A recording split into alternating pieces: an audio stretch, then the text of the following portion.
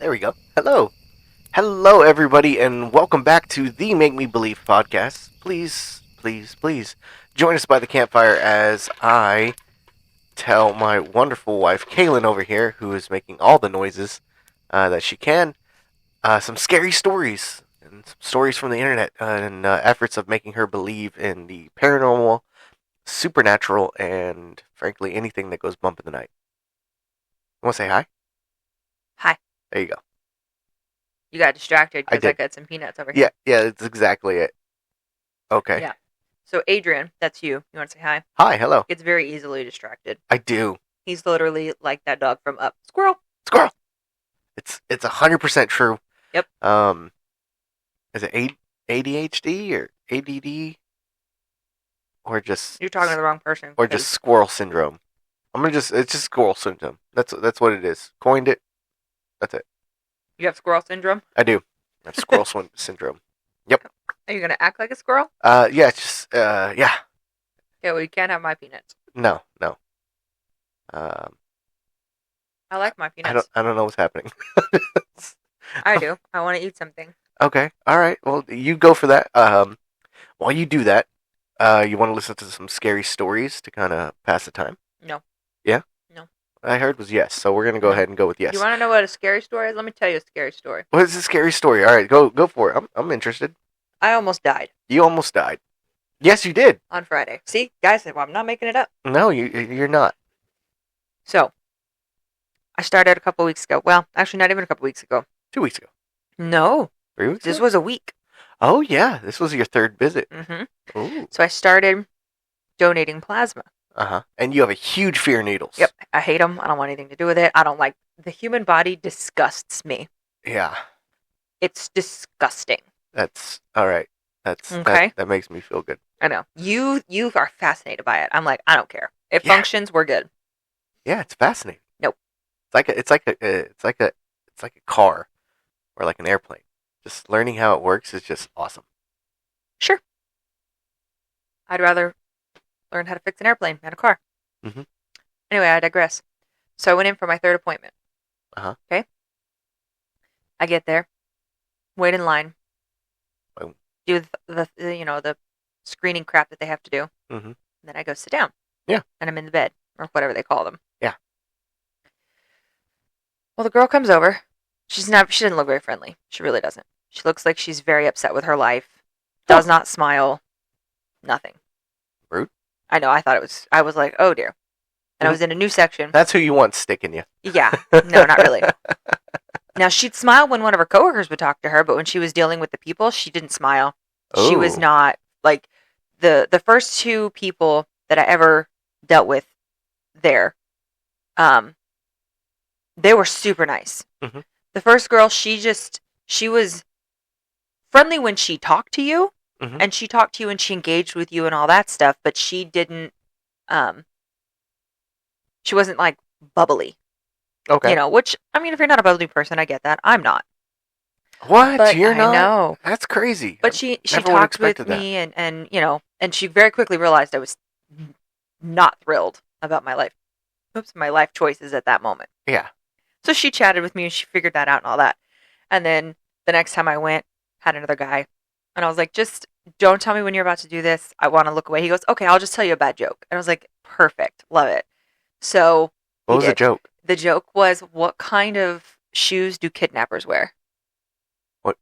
What kind of shoes do kidnappers wear? Yeah. All right. I'll bite. What kind of shoes do kidnappers wear? White Vans. I was like, that's hilarious. I loved that. It's so stupid. It was great. I loved it. So the first two people, they and they interacted. Yeah, gotcha. she didn't. This other girl, she just did not. She No. looked very unhappy. Okay. And so, from what I was told, the first 3 times that you go, they're supposed to check on you more frequently. Yes. She does the thing, then she leaves. Uh-huh. And I'm sitting there. Did she ever check on you? No, she never once checked on me. Wow. At all. Okay, so how'd you almost die? So I'm sitting there in the chair, Uh-huh.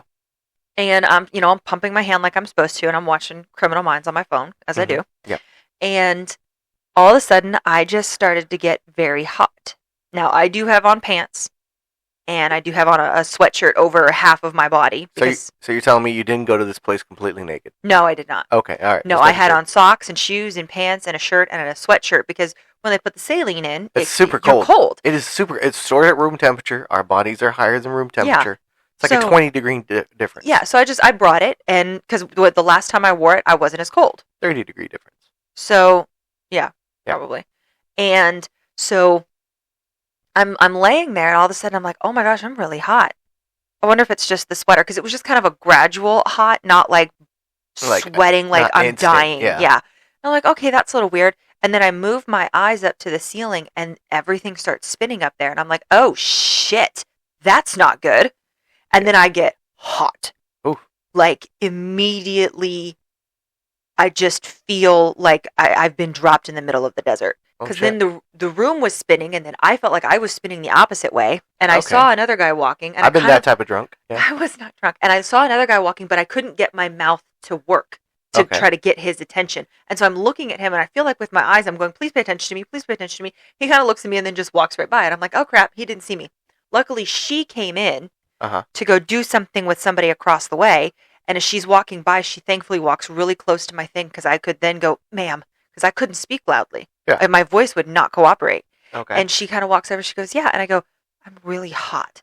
She immediately looks at my face, hits stop on the machine, and then starts talking on her little doodad. Everything is spinning. I feel like if I try to stand up, I'm going to fall over. Yeah. I do not feel good Also been that type of drunk. at all. There is like I'm not drunk. There's like an intense cramping in my lower abdomen. Oh, wow. And I'm like, oh, this is probably not good. And then all of a sudden, this nurse walks over. His name's Brandon. He is a fabulous human being. Love him. Shout out to Brandon. He walks over and he's like, he looks at me and he goes, hey, how are you doing? And I'm like, I'm really hot. And he goes, yep, I can see that. And we're going to check your blood pressure. And I'm like, okay, sure, whatever. You know, I don't even know if I said any of that, but in my head, I said it all. So what happened? So for a long time, I still don't know.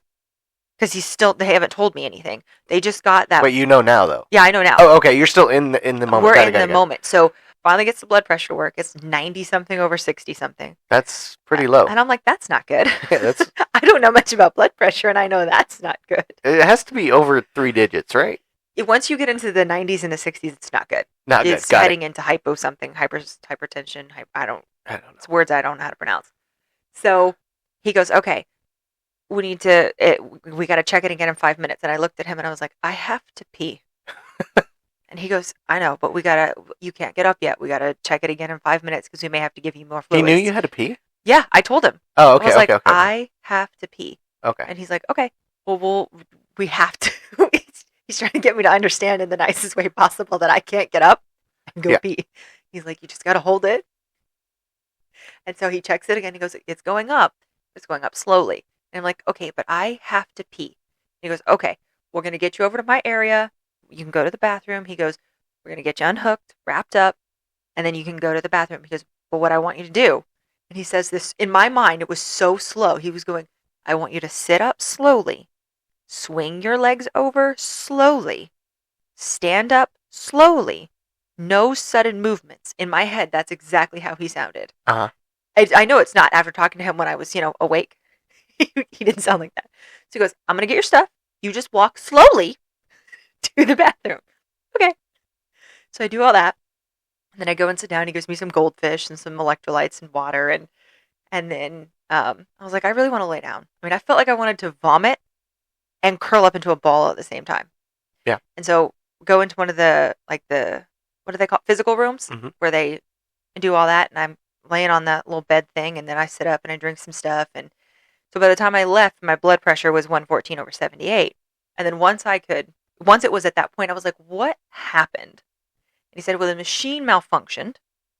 And basically, I don't remember his exact words, but what comes into my head is basically the machine took more blood than it was supposed to, red blood cells than it was supposed to, and didn't give me what it was supposed to back, and I wasn't getting any fluids back. So I lost, and if it takes more than 200 milliliters, you can't go back for like 8 weeks. Oh, shit. So basically, You're deferred for now 2 months. I lost a bunch of blood that I wasn't supposed to lose and didn't get any fluids. And then he did tell me because I didn't eat a super high protein meal that's why my reaction was so bad is because I didn't eat enough. So now I have to eat more. So, okay. You didn't eat enough. I didn't eat enough. The machine stole more blood than it was supposed to. More blood, didn't give it back. Yeah. And then you almost died. That's what I'm saying. I didn't actually almost die. Almost died. I did not almost die. I could have been a millionaire at this point. I'm just being dramatic. But yeah. Been a millionaire. And I was annoyed. Like you thought I was going to be scared because I am. Yeah, you're a baby. I don't do needles. I don't do blood. I don't do any of that. But I was annoyed because I was so close to being done. Mm-hmm. Like, I had to go to 10:07 and I was at like 8:80 something. And I was like, are you freaking kidding me? That's like one. I was so close. That was one away. One of the cycles away. Yeah. So, but he said it's so rare for that to happen. I was like, of course it happens when I go to a new section on a Friday afternoon that my husband's not going to be home for a while. Yeah, I went to the casino. Yeah. I gambled and won. Yeah, but he was really nice. He didn't leave me until my blood pressure was up, and then I felt okay to go. And he even asked me, I think probably like 7 times. He's like, "Are you sure you're okay? Are you sure?" I was like, "Yeah, I'm okay."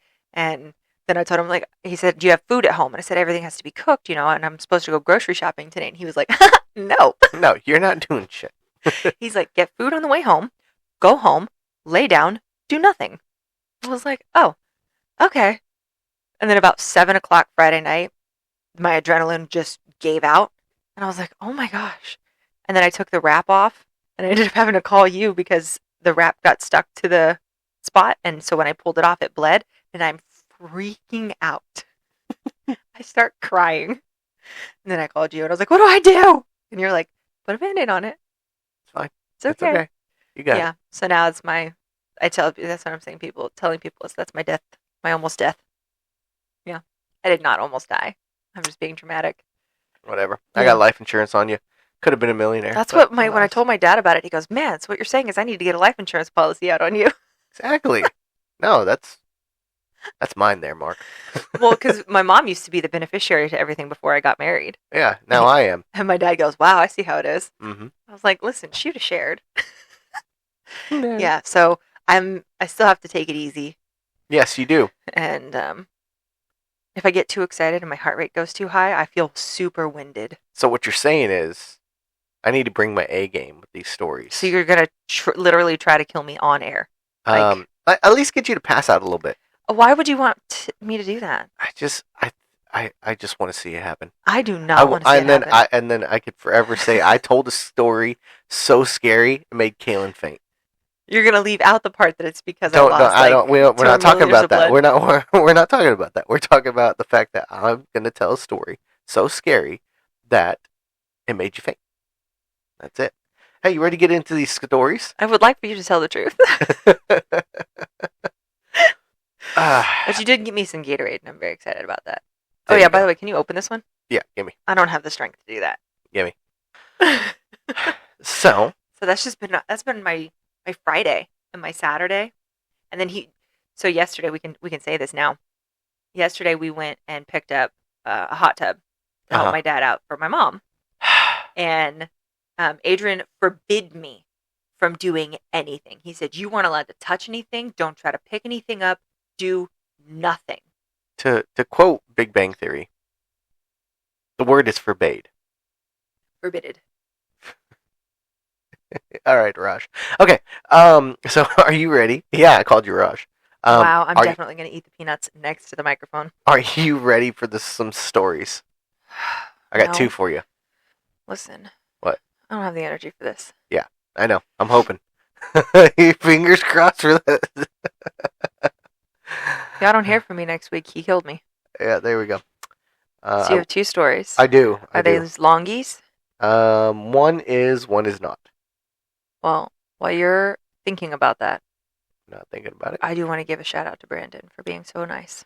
Yeah, big shout out to Brandon. Thank you for saving my wife and keeping me in the poorhouse. Whatever, don't even. You're so dramatic. No, but he was really nice. He made me feel much better. Yes, I know Brandon. I do remember him. Yeah, he was great. And he's very nice. Yeah, and then him and his wife's anniversary is coming up this month. He told me. I think he said they've been married almost 7 years. Wow. Yeah, That's which great. is exciting. That is very so. Congratulations and happy Yeah. anniversary, Brenda. You have a long one? Cue the celebration music. You have a longie? Excuse me. Celebration music was Celebration going. music. My bad, my bad. Okay. You're just glaring at me like you want me to shut up. Oh So my goodness. Cue the celebration music. Okay, thank you very much. That's all I needed. okay. all I Well, need. you've been glaring at me for like the last 5 minutes. So Alright, are you ready? no, because I have a question. What's your question? You have a longie and a what? A longie and a medium? Okay. It's gonna end poorly. Sure. Okay. Whatever. The Snoopies are gonna stay there because I don't want to pick them up right now. Alright. Are you ready? Bring it on. There you go. Okay. Alright. I'm all excited. This first story comes to us from Reddit user Purple Fucker. Okay. Purple_fucker. I love it. And the story is titled Puppet Master. Nope. Yeah. You love puppets. I know. So, away we go. In 1960s, Ooh, I like this. a young couple moved into an old inherited house in a quiet small town. They had already been living there for a couple of weeks, slowly renovating it room by room. Jeremiah smiled as he carried a box of wallpaper into the living room. "This is going to be a good place to start a family," he said. Tanya grinned. "I've always wanted to pick my own wallpaper." Jeremiah laughed as he wrapped his arms around her waist and lifted her off the floor. He kissed her softly before whispering, "You'll get to do a whole lot more than pick wallpaper." Tanya laughed as he kissed her again. The two spent the afternoon scraping old paint from the walls and preparing them for fresh paper. While pulling loose boards away near the dining room, Jeremiah paused and knocked against one of the sections of the wall. Nope. Thunk, thunk. He frowned. This one sounds hollow. Tanya looked over, but there's no room behind that wall. Jeremiah leaned closer, pressing his ear against it. He tapped again. A hollow thunk echoed. Maybe it's one of those old rooms they sealed off because it was too damaged to fix. He leaned harder against the wall for support. Crack! The rotten plaster suddenly gave way beneath him. Jeremiah crashed through the wall in a cloud of dust and splintered wood. Tanya burst out laughing. Jeremiah coughed violently, spitting plaster from his mouth as he struggled to stand. "Very funny," he said. Then he looked up, and his smile vanished. Uh-oh. Hidden behind the wall was an entire room. Dust-covered bookshelves lined the walls like an old library. In the center stood a long metal table surrounded by circles of salt. Nearby sat a wooden cabinet filled with old bottles labeled embalming fluid. Oh, hell no. Tanya stepped beside him slowly. That looks like a mortician's table. Jeremiah rubbed dust off from his face. This house must have been a funeral home a long time ago. Move right now. I used to play here as a kid and never knew this room existed. Tanya suddenly grabbed his arm. "I think someone's standing in there." Do what? Jeremiah squinted towards the corner. A human figure stood motionless in shadows. Carefully, Jeremiah approached it and poked its shoulder wobbled slightly. Jeremiah rubbed his fingers together. The skin felt waxy. Then he laughed nervously. It's just a mannequin." Tanya didn't laugh. Get it the hell out of this house. Jeremiah shrugged. I'll take it into town tomorrow. Maybe Uncle Thomas can use it in his clothing shop. For now, it goes in the shed. Jeremiah grunted as he lifted the mannequin. Jesus, this thing weighs as much as a real person. Then he noticed something strange. A perfect ring of salt surrounded where the mannequin had been standing. That's weird. He carried it outside anyways. Back inside, Tanya swept up the salt circles. That night, Tanya lay with her head against Jeremiah's chest while he gently rubbed her back. They talked quietly about their future children, the renovations, and how peaceful the town felt. Then, bang! Yep. The front wooden door made a loud crack sound. Jeremiah shot upright. What the hell? He grabbed a wooden bat and flicked on the lights. The front door hung crooked from one hinge, splintered as if someone had kicked it open with tremendous force. Jeremiah examined the damage while Tanya stood trembling behind him. When the sheriff arrived, with another officer about 20 minutes later, they dusted for fingerprints and photographed a muddy footprint beside the broken door. One officer frowned. Oh, that's strange. What? Jeremiah asked. The officer pointed at the print. Size 10 boots. Jeremiah swallowed hard. So? The officer looked up slowly. The footprints came from inside the door. Silence filled the room. Jeremiah asked them to search the property before they left. The officers checked the yard, the house, and finally, the shed. One deputy came back shaking his head. All we found was that creepy-ass mannequin. Jeremiah forced a laugh. Yeah. The officer responded.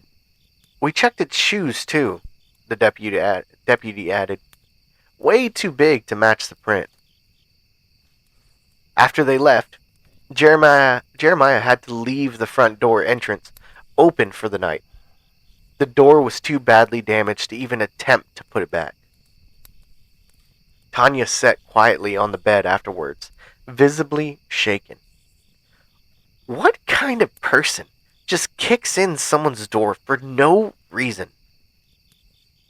Jeremiah tried to sound calm. You know how it is. Sometimes they let people out of asylums before they're fully better. Tanya stared at the dark hallway. Lock the bedroom door. Jeremiah nodded. That night, Tanya dreamt of a towering demonic creature with a swollen, deformed face. Its serpent-like mouth stretched impossibly wide as it slowly swallowed her feet first. She screamed and clawed at the ground while the creature dragged her deeper down in its throat. She prayed aloud for God to save her. Nothing happened. The creature swallowed her whole. Even after disappearing into darkness, she could still hear her own muffled screams echoing from inside its stomach while she was suffocating. Tanya awoke drenched in sweat. Jeremiah slept peacefully beside her. She wrapped herself tightly around him and didn't let go until morning. The next day, Tanya made bacon and eggs while Jeremiah got dressed. That was scrumptious, he exclaimed after breakfast. But I better get going if I'm going to sell that mannequin. He loaded it into the truck and drove it into town. While Jeremiah was gone, Tanya returned to the hidden room to continue cleaning. As she swept dirt away from the floor, she noticed a square outline beneath where the mannequin had stood. trap door. Her stomach tightened, and she pulled it open slowly. Stairs descended into darkness.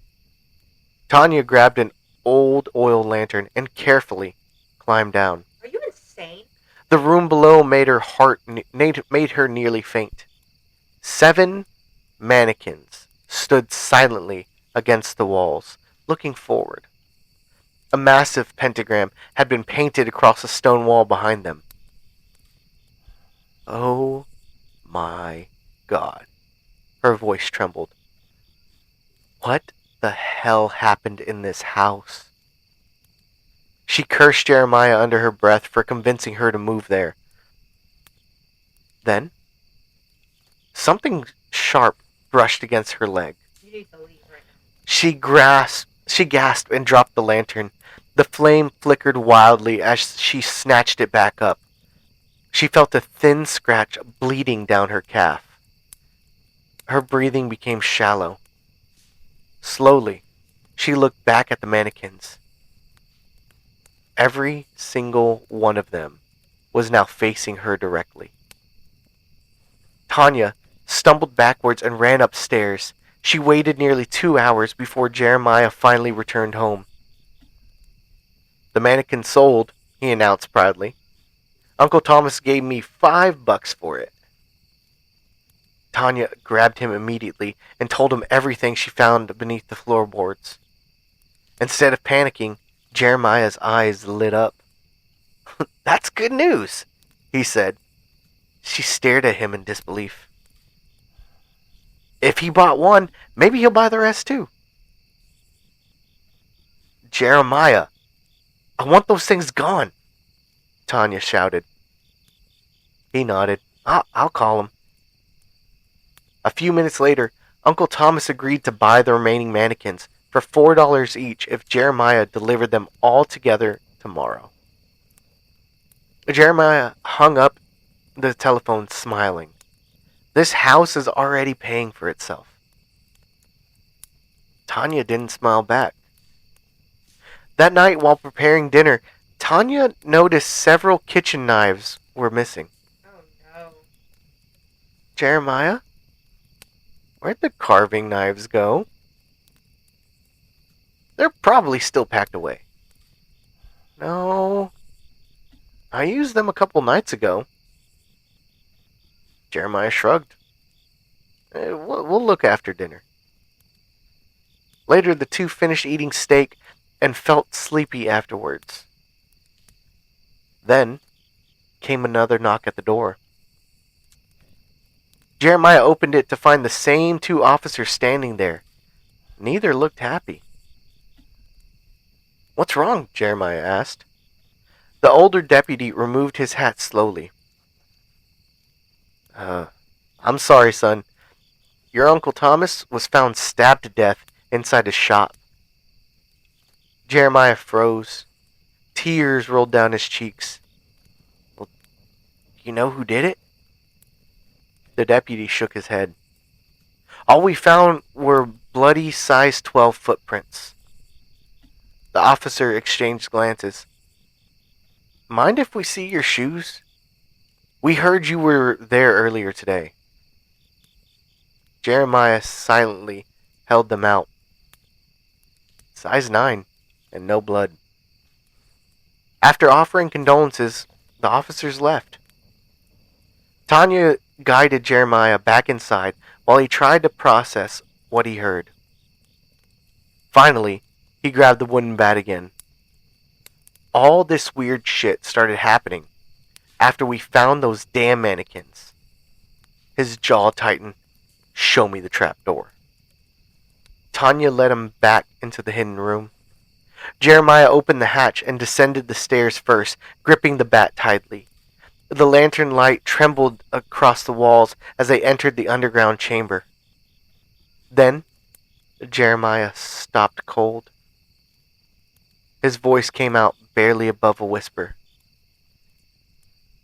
Tanya. She looked up. Jeremiah then asked Tanya one more time.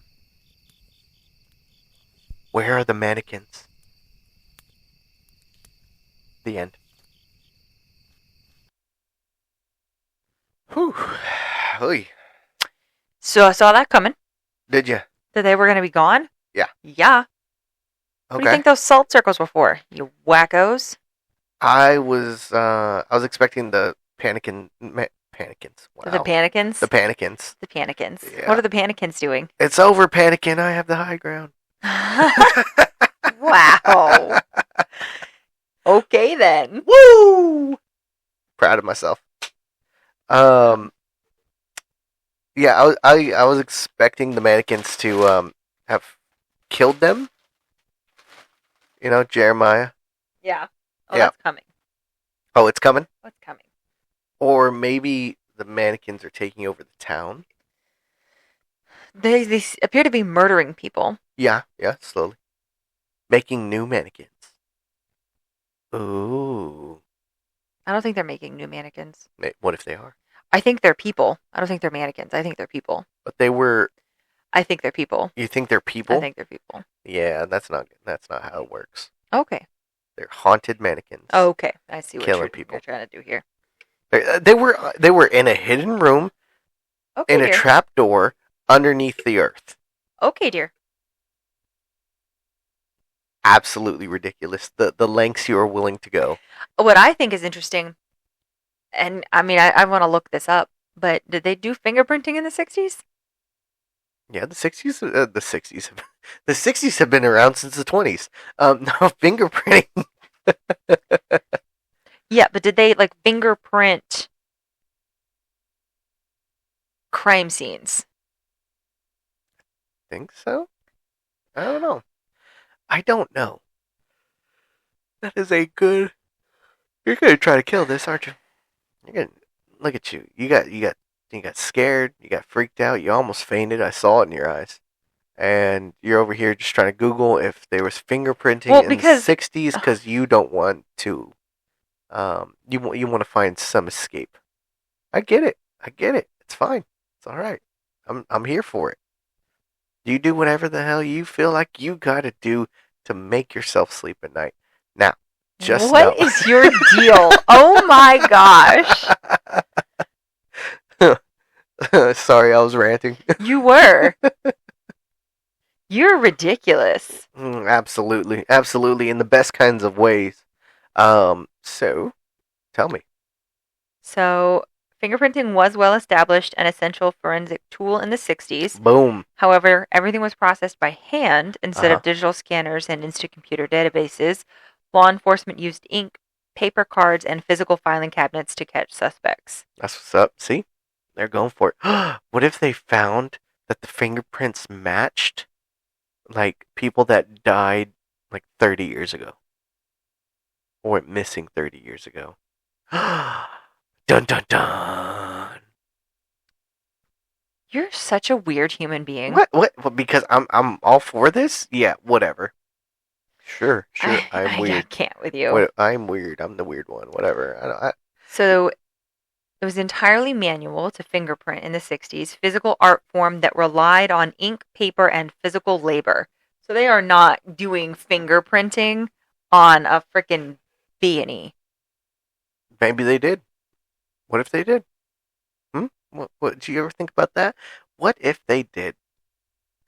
They would no, because no, they're not going to do that. It sounds like these people lived in a small town. No. Yeah, the cops have nothing the better cops to are do. In on it. The cops have nothing better The to do cops are the than bad to guys fingerprint for a B&E. Boom. No. Yep. You're That's so exactly what full happened. Of baloney. They're like, listen, only 400 people live here. We're two of them. So Yeah, it was no. Yep. No. Yep. No. Yep. That's exactly what happened. The mannequins had clothes on. Mannequins.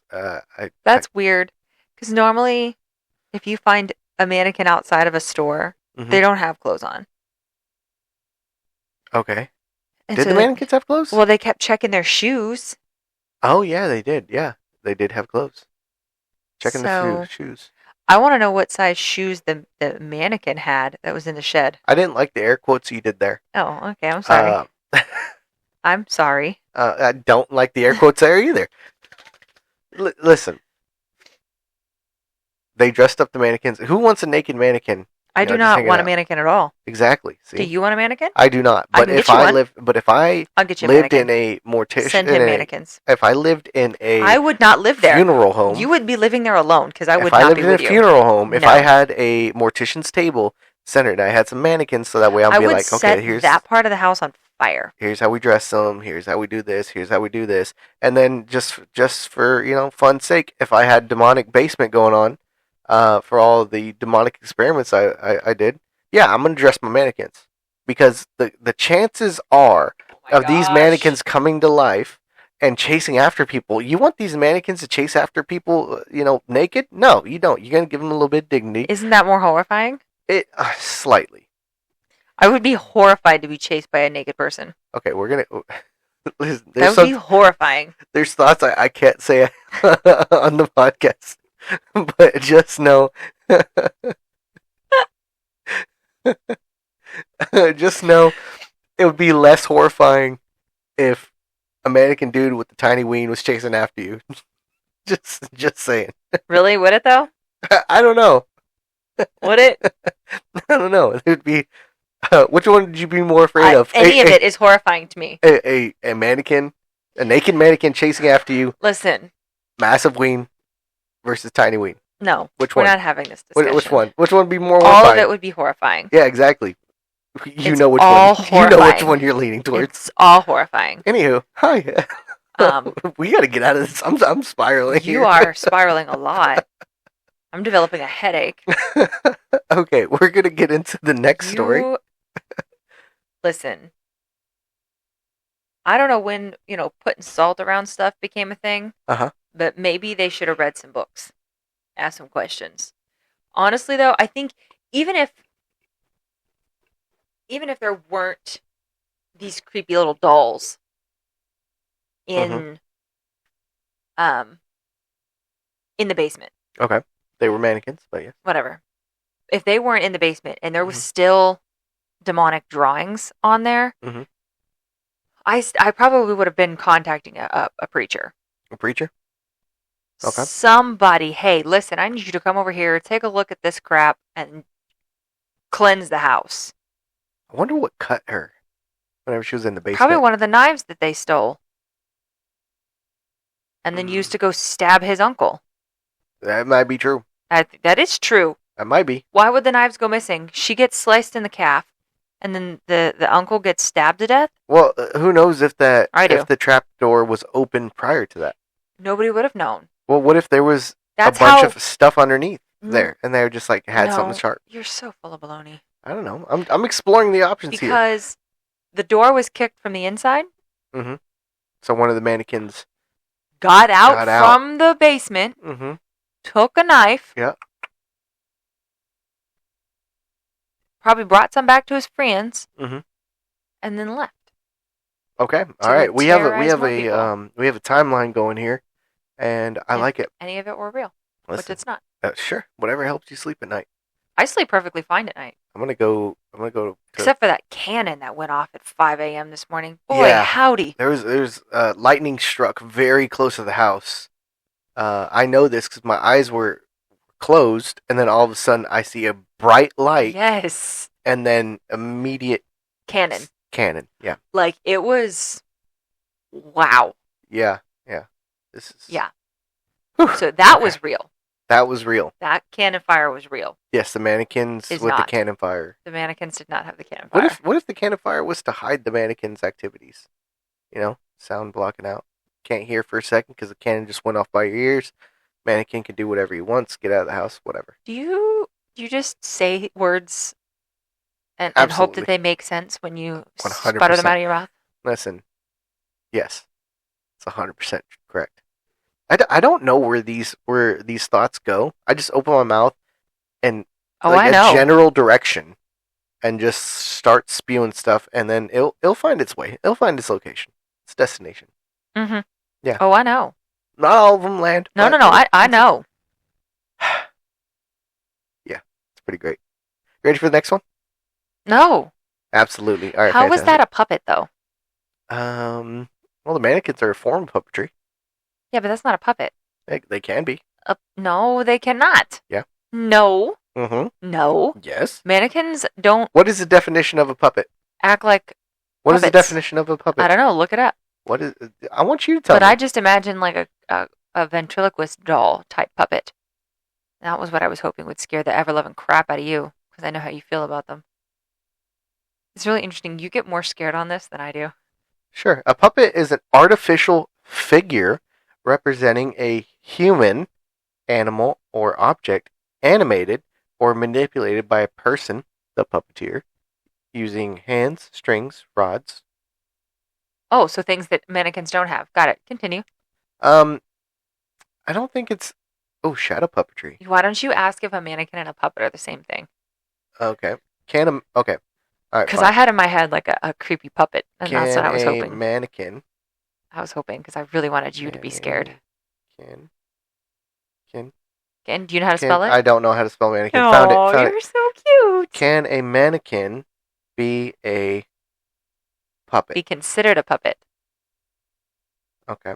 Yes, a mannequin can easily. It says it right there. AI overview. Easily. My AI is be usually a wrong, puppet. but okay. Continue. That's what it says. What else does it say? In fact, artists have long used articulated drawing mannequins as reference models or simple wooden puppets. So, boom. Okay, dear. I win. You're about to put your phone down and you have to tell another I story. have to tell another story. I can't put my phone down. You're Okay. just going to slam it down to feel like a mic drop. So, I really was. I was all for it. I saw it in your face. I was 100% ready Oh, to shit. mic drop this shit. My headphones just fell off. So, little. Also, nope, never mind. Lost my train of thought. Okay, are you ready for story number 2? Bring it on. There you go.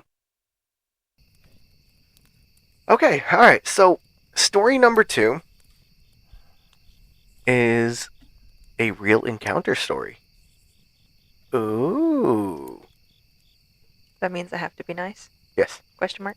Yes. Every day. Every day. Oh, okay. You little turd. All right, so this story is titled "There Was a Little Boy Who Haunted My Great-Grandma's House." Move. It is by Reddit user FrostyBuilder9327. Frosty_Builder_9327. I said that weird. I was running out of breath. Anyways, ready? Bring it on. There you go. Okay.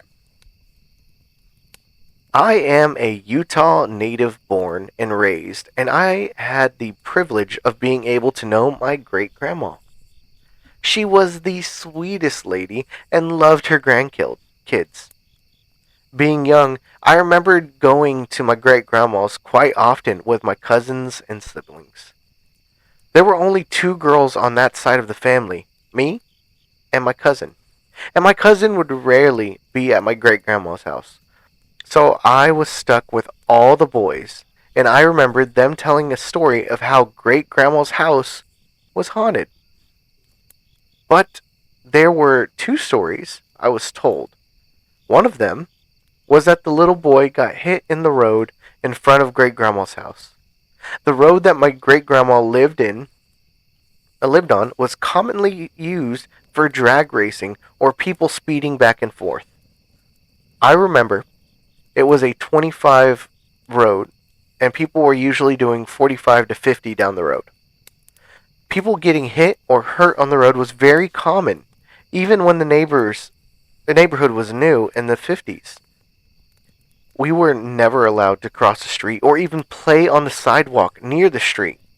We had to stay right on the lawn or get in big trouble if you didn't listen.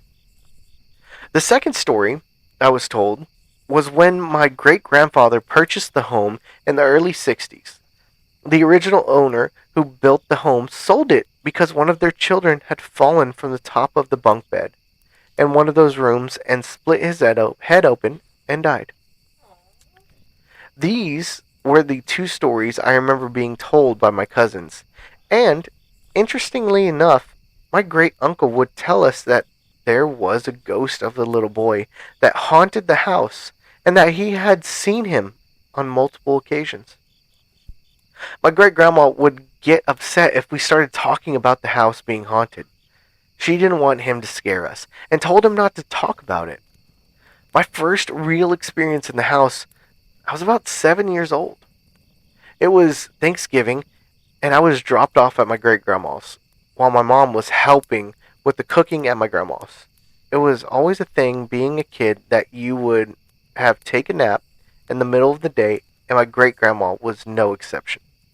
To that, I remember she put me in the room that originally was my grandma's room, with everybody referred to as the cold room.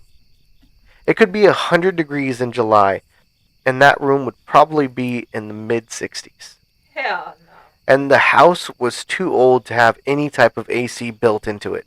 For some reason, that room was always cold. In the middle of my nap, I woke up. It felt like somebody sitting on the edge of my bed. It didn't feel like the weight of an adult, but somebody smaller.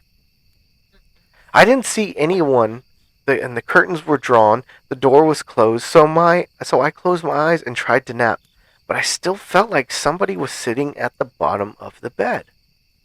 A few minutes later, the bottom of the bed started bouncing, as if somebody was sitting on the bed and bouncing up and down. I immediately opened my eyes, but I didn't see anything. I could see the bottom of the bed bouncing up and down. It was shaking the whole bed, and I was terrified. Ultimately, I threw the blankets off, jumped out of bed, opened the door, and ran across the hallway into the bathroom. I sat there for a few minutes, trying to understand what happened. And then I came out. My great grandma was at the kitchen table, having coffee. I was scared that she was going to make me go back in to finish my nap, but luckily, I was able to tell her I wasn't tired anymore, and if I could just play with my dolls, and she let me. I was relieved that I didn't have to go back into that room. I would have another encounter only a few months later. It was me, my youngest uncle, who was only 6 years older than me, and my older brother. We were playing with Mega Bloks, and the cold room was basically used as a playroom because my grandma stored any toys in the closet of that room. While we were playing, we started to hear a little bell. It would go off almost like little bells that you would have on your bike, and it kept ringing. And then you heard this weird clicking sound.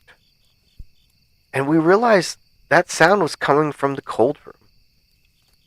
My great grandma came into the room and saw that all three of us were in the front room playing with the blocks and had the most confused look on our faces. My great uncle got up and said, "I gotta go walk into that room," and pulled out an old Fisher Price Activity Center toy that had been there from the 60s. He placed it on the coffee table. He then told my great grandma, "He sure likes to play with this one," while he chuckled. I wouldn't understand until I was a lot older, when my mom told me about her experiences in that house as a child, and one of them was that Fisher Price Activity Center would constantly ring the little bell, and you would hear the little flaps and the trinkets would move on it constantly when nobody was playing with it.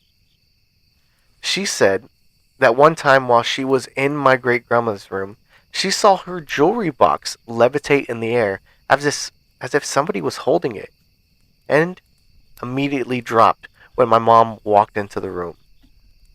It almost happened when great grandma, who wore wigs in the 60s and 70s, saw her wig head levitating in the air and suddenly dropped when she went into the room to grab something.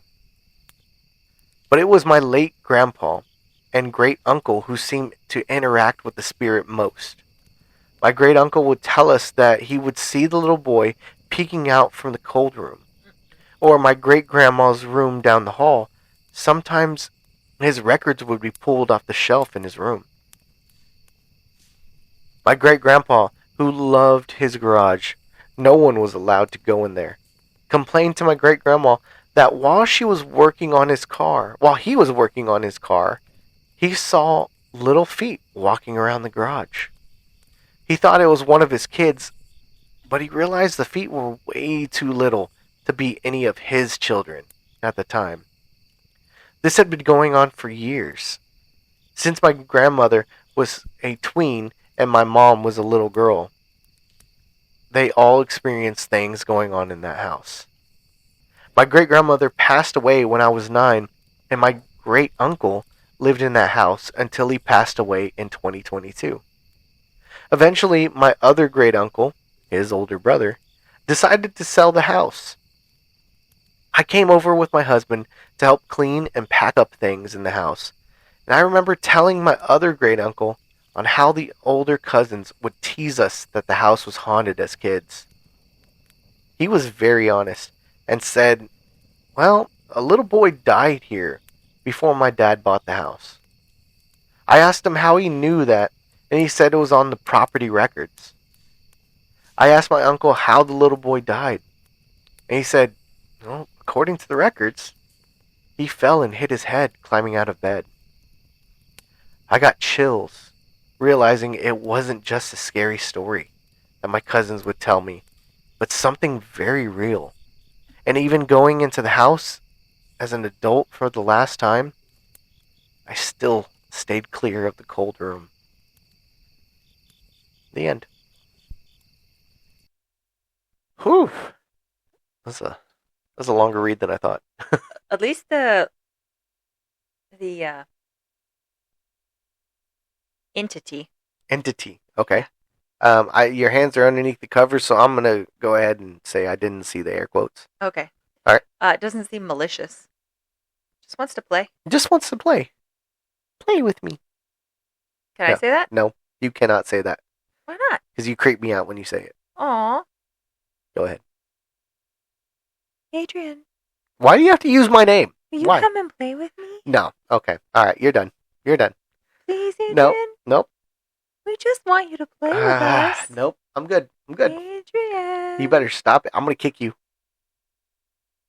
Don't do it. We won't like that. There it is. Okay. Okay. See why this stuff doesn't bother me? Yeah, because you're a little turd. It bothers you. Yes, it does. It's hilarious. You're hilarious. I enjoy every moment of it. Okay.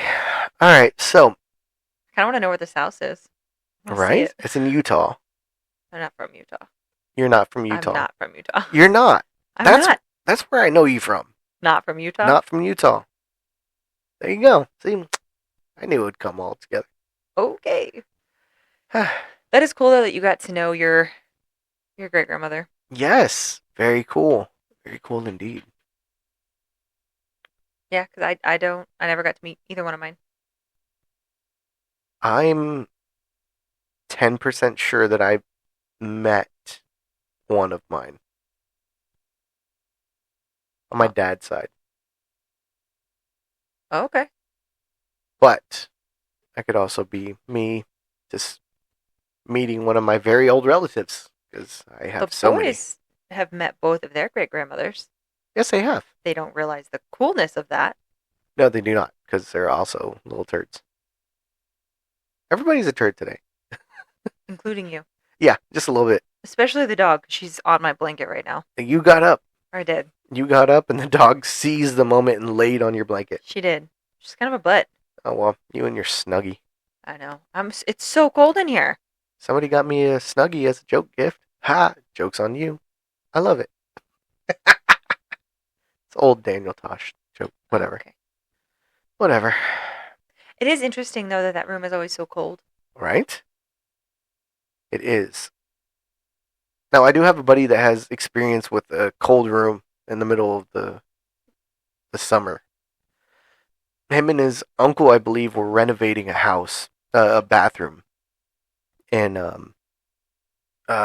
Memphis, Tennessee.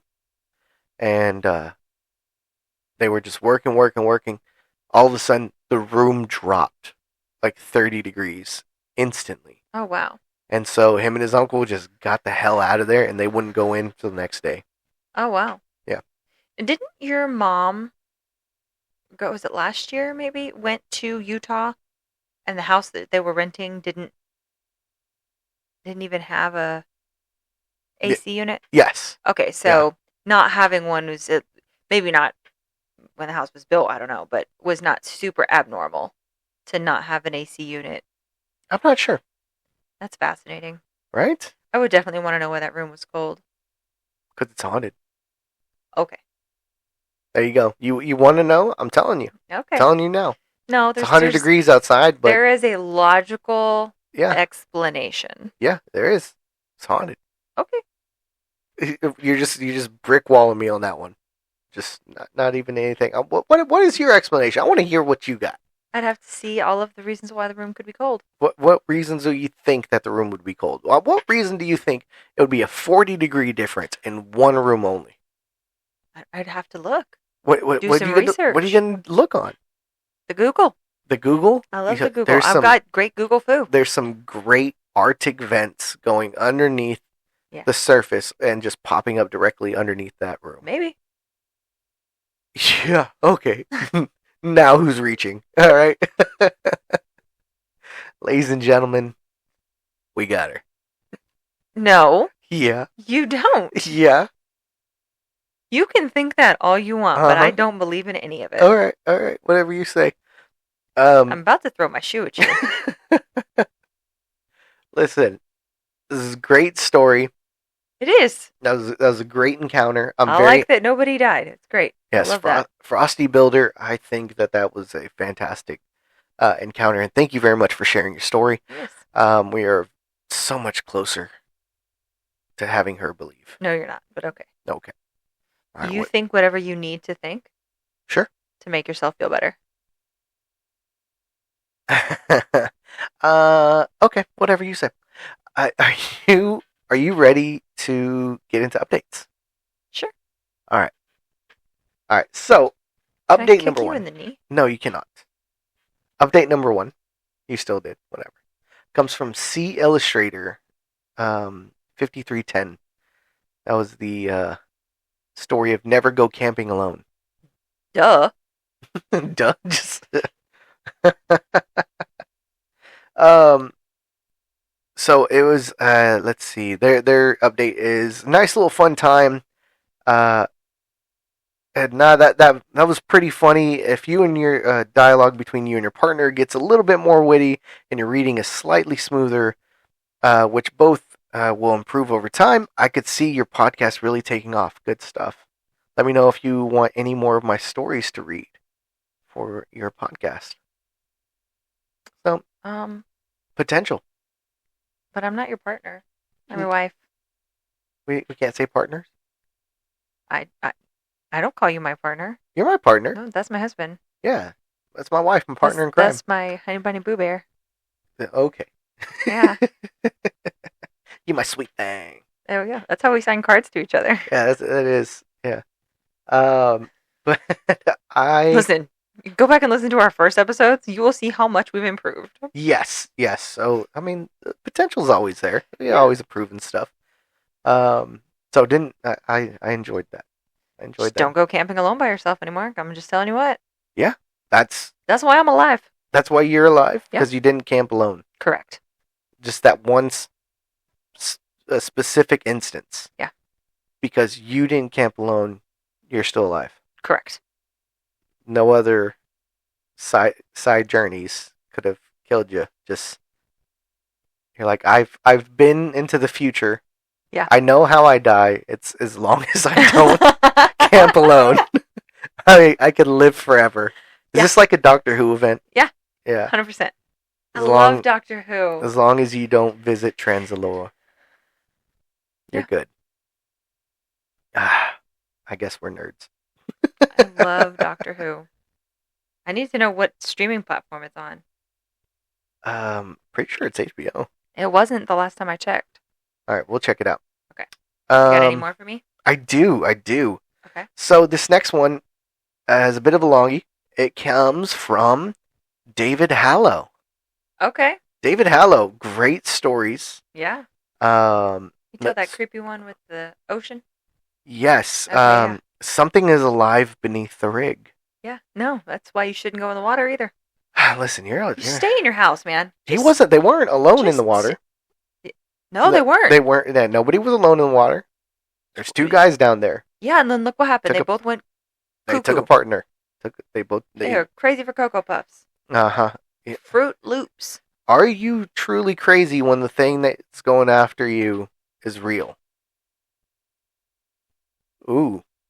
Ha ha ha. Gotcha. All right. Anyway. So, David Hallow. Here it is. Sup. Wait, did you say suck or sup? Said, what's up? Oh, what's up? Okay. I was like fucking rude. No, my energy is fading fast. Okay, he goes, howdy. I love that. Yeah, right? Howdy. Howdy there, partner. Howdy. Thanks again for reading my story on the podcast. I genuinely enjoyed listening to your reading, and I always love hearing the discussions you and your wife have afterwards. It's honestly one of my favorite parts because it feels like you're experiencing the story rather than just reading it. You know what's funny? What? Just to interject there. It's the part my dad hates the most. Whenever we just talk about it. He's just like, get to the stories. Hey, some people it's not for you. Just, it's just... He's not a commentary. No, your dad is very much just get to the meat of it. It's hilarious. No veggies, just the meats. Yeah. That's funny. I especially got a kick out of the conversation about why the workers didn't leave once the things started getting strange. Funny enough, that's actually something I forgot to emphasize in the story. Since they're working at extreme depths, they can't simply head back to the surface whenever they want. They would need to spend a significant amount of time. Oh, where'd it go? A significant amount of time. Decompressing? Decompressing, yes. That's what I thought. Yeah. Sorry, I thought that too. I accidentally clicked my screen and it's focused in on that, and then it changed up the spacing of everything. When you were reading that last week, I thought about it. You would have to, if you're at a super, super deep you would have to point. Decompress, yes. Yeah, so it's part of the reason why I thought that. You don't want the bends. But also, might be worth it. Just saying. I'm just saying. All right. And trying to rush the process could have severe consequences. So was staying down there. Even if they wanted out immediately, they were essentially trapped down there and whatever was watching them. With whatever was watching them. Some sort of evil sea creature? Something. I've always loved ocean horror, and big fin squid are one of the creepiest creatures on the planet to me. I will second that motion. They are terrifying. Yeah. They are absolutely terrifying. Oh, yeah. And for some reason, they use the green, like the pictures I've seen of them, they use the green light. They are horrifying. And the green light makes them look even creepier. It looks fake. It does, 100%.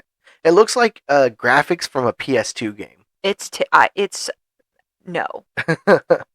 I've got questions. The story was inspired by that famous image taken from an oil rig footage where a big fin squid is hanging in the darkness with those impossibly long arms stretched out beneath it. There is something about deep ocean creatures that feels genuinely alien, and I wanted to capture that feeling of being stuck in an environment where humans simply don't belong. Thanks again for bringing the story to life. I also wanted to say I've really enjoyed listening to your readings of other authors' stories as well. Oh. You do a fantastic job giving each one its own personality, and it's always fun hearing the different discussions that come from them afterwards. I really appreciate you taking your time to feature my work. Aw.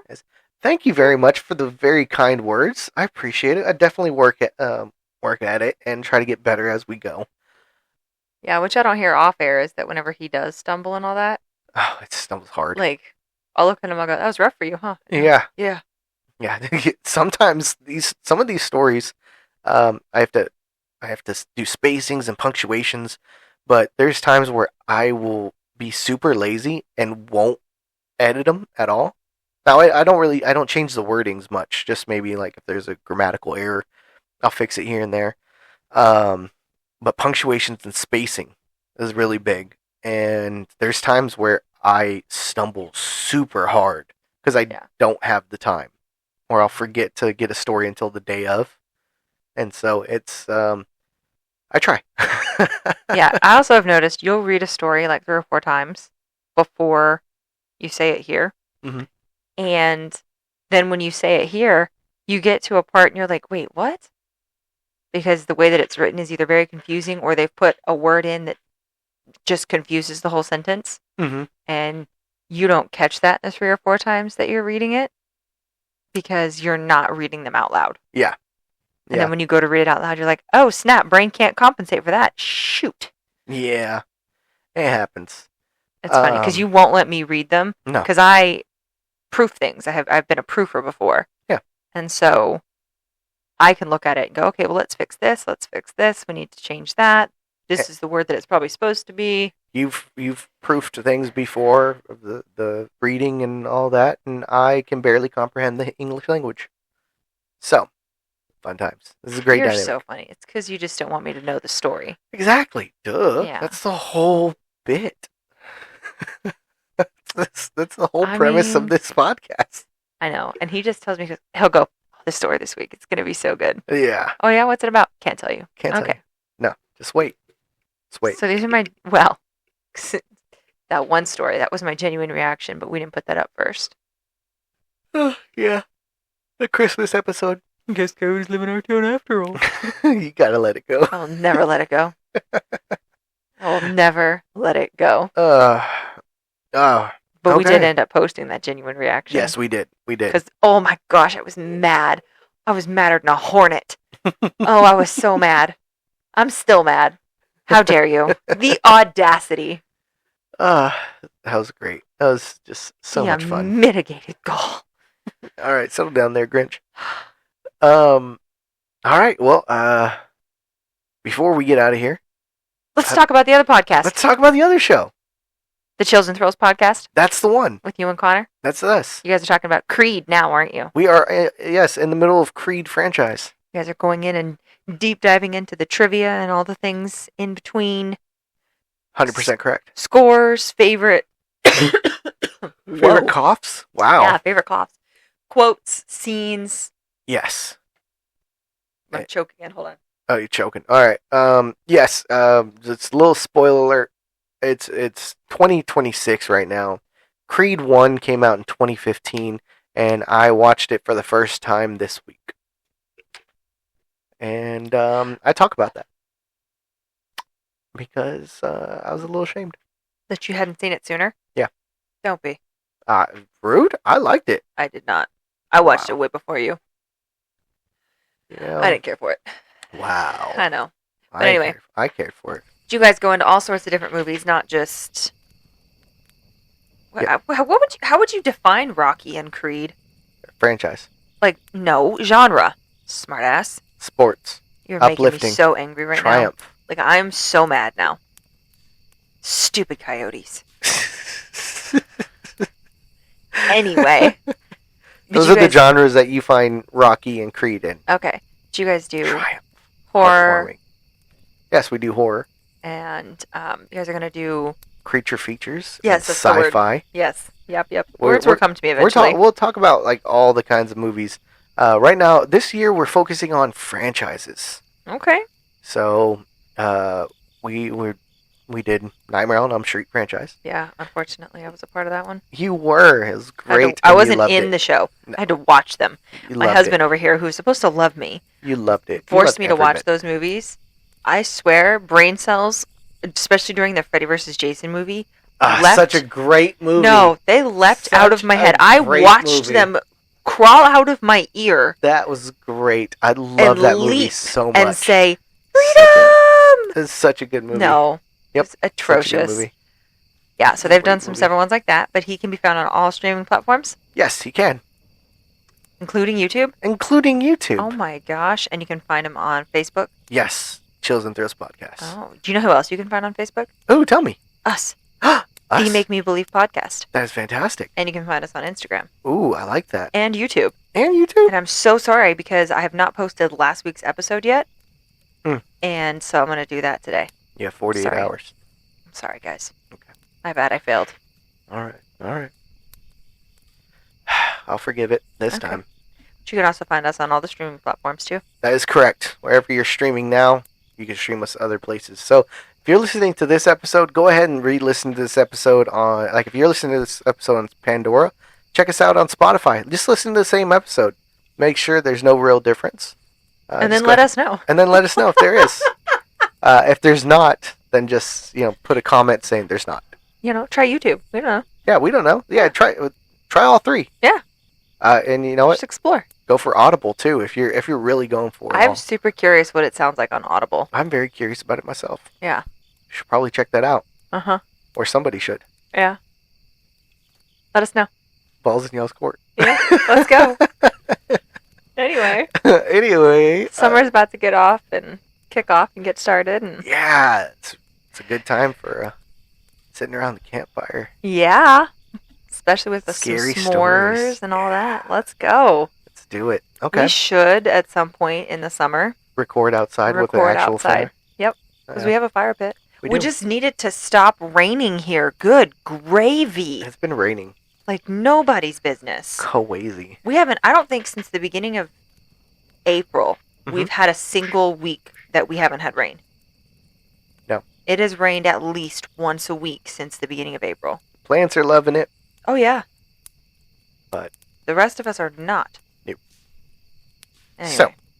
I've got nothing else. You got nothing else? I All got right. nothing I got else. one thing. I'm like fading. You're fading? Yeah. All right, cool. I got one thing for you. Okay. Do you believe? No, No? not even a little bit. What? I thought we could have had you today. Maybe next time. That was some good stuff today. It's good stuff. You know what? We're going to keep trying. We're just going to keep pushing along. We're like the little engine that could. We're going to go chugga, chugga, chugga, chugga, chugga. All right, I'm done. I think he's fading too, guys. I'm faded. All right. Okay, guys. Thanks again for listening. You have a good one. Bye. Bye now.